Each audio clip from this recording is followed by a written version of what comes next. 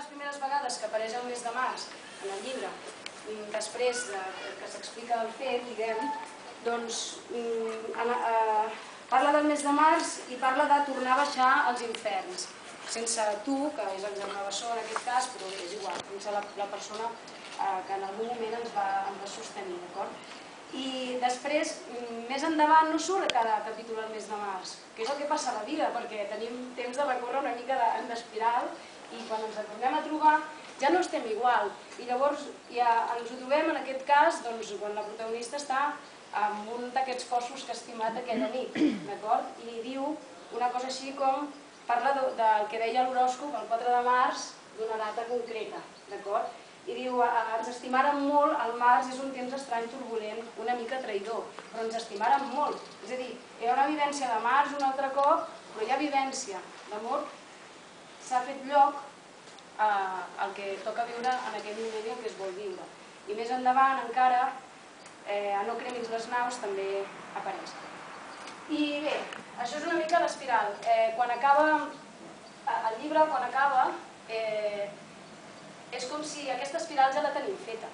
És a dir, no cal que estiguem sempre en la mateixa espiral. La protagonista torna, vull dir, diu, s'acaba amb l'última part, és Tots els camins de l'aigua, hi ha un altre viatge per mar, que és simbòlic, naturalment, i això vol dir que hi ha a llançar una altra pedra per tornar a fer, tornar a renéixer des d'un altre punt i tornar a fer una altra espiral, d'acord?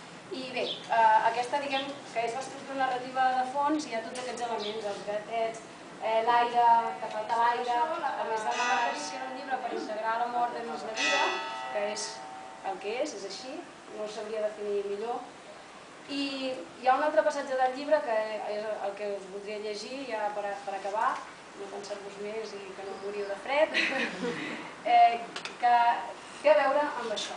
A mi una vegada algú em va dir és que has d'aprendre a cremar les naus, perquè queda molt bé això de cremar les naus, és el que dèiem, que es cremin i tu ves endavant, sí, crema les naus, crema les naus, és que no saps cremar les naus, etc.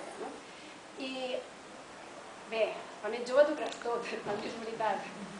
Jo encara soc un poc jove, o no? Però és igual. El cas és que si en el moment en què tu prens el teu espai per deixar-t'ho sentir, doncs jo em vaig deixar sentir i vaig concloure que les naus no s'han de cremar, d'acord? I per això hi ha un tros que explica per què les naus no s'han de cremar i que té a veure amb això, espero que ho relacionem. No cremis les naus. No cremis les naus. T'enduràs sempre amb tu, impregnant els pulmons, la pols verinosa de la cendra i del fum. Deixa-les a la platja. Plora de genolls a la sorra, la terra enllà del mar, on ja mai més permetràs que et duguin de tornada. Agraeix-los el viatge, venera-les, no els tinguis rancúnia per haver-te allunyat del que fins ara era el teu paradís. Estima-les, estima'n la coberta, el màstil, les veles, els llistons de fusta que t'han bressolat durant la travessia. Recorda amb elles les tempestes, l'angoixa, el pànic, el fred perforant-te la pell, fugint-te encara més desenes de forats al tel de l'ànima. Recorda els dies de calma, els dies en què l'enyor ja no era, ja no hi era, i la mar era mare i eres tu. Beneeix les naus.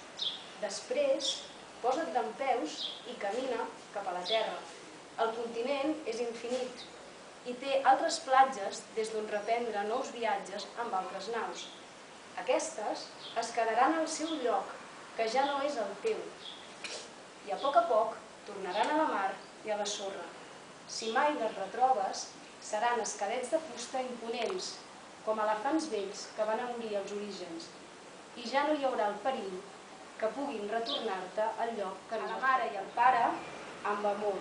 Gràcies per oferir-me el lado de acá i el lado de allá, que em configura, i que m'ha ensenyat a estimar-ho tot, l'amor i la mort, el dolor i el somriure, l'enyor i l'ara. Aquesta ara que estic gaudint molt.